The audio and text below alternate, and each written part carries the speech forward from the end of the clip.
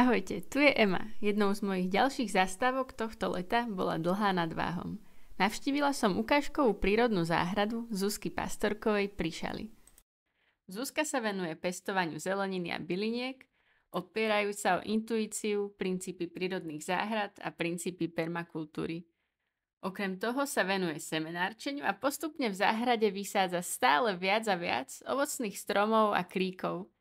V dávnejšej dobe sa venovala najmä zásobovaniu rodín formou debničkového predaja a predaja z dvora.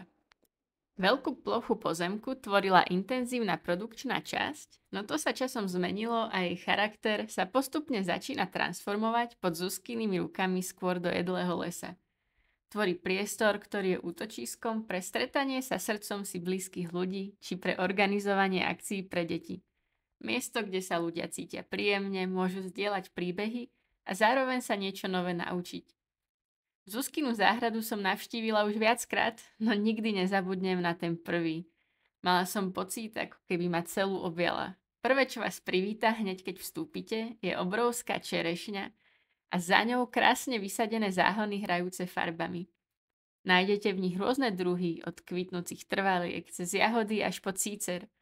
Pomedzi to všetko poletujú motýle a bzučí to tam včielkami, čmeliakmi sadajúcimi na levandulu. Jednoducho je to tam plné života, tak ako v celej záhrade, čo bolo od začiatku i Zuzkyným zámerom. Inšpirovali ju k tomu jej návraty zo zahraničia, kde žila 5 rokov. Vždy, keď sa vrátila, tak pri pohľade na krajinu na južnom Slovensku jej zvieralo srdce. Pusté polia počas sezóny, bez jedinej rastlinky či hmyzu ju priviedli k myšlienke, že by chcela skôr tvoriť opak a udržiavať krajinu živú, tvoriť priestor, ktorý je plný života a láka do seba ďalší život. No a podľa mňa sa jej to podarilo tak krásne, že láka i veľa ľudí, s ktorými sa záhrada jemne prepletá. Nesie v sebe totiž mnoho príbehov. Zelenina a ovocie, ktoré nájdete v jej záhrade, nie sú len obyčajnou zeleninou a ovocím. Okrem toho, že sú plné živín a chuti, na rozdiel od tých zo supermarketu, sú častokrát plné práve i tých príbehov. Za sušenými rajčinami stojí príbeh sušičky objednanej od zručného kamaráta, ktorý chcel Zuzku potešiť tým, že ju zostrojí z recyklovaných materiálov. Pritom ako skúšate ich plnú chuť, sa dozviete, že semiačka si priniesla z Malorky. Strašne mu to chutilo. To som si zo Španielska priniesla. Z Malorky. Osio. A tu ináč bežne najem, akože ľudia sa pýtajú, že jak vydržím, hovorím, však ja v kuse tu jem. No a teraz som mojím koničkom sušičky a kadibudky. A kompostoviska. Všade, kde chodím, tak za...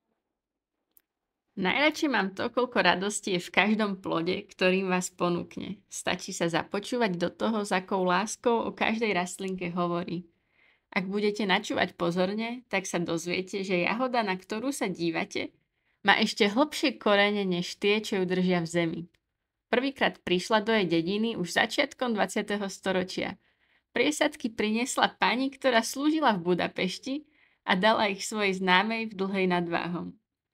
Jahody sa postupne začali šíriť zo záhrady do záhrady, až sa dostali od susedov i do tej Zuzkynej. Popri tom, ako sa započúvate do príbehu, vám Zuzka povie i to, prečo je dôležité, aby sa takéto odrody zachovali. Sú totiž odolné, nenáročné a nesú veľmi dobré vlastnosti. Stojí za to si ich uchovávať a šíriť ich ďalej. Nejdem však už prezrádzať viac príbehov.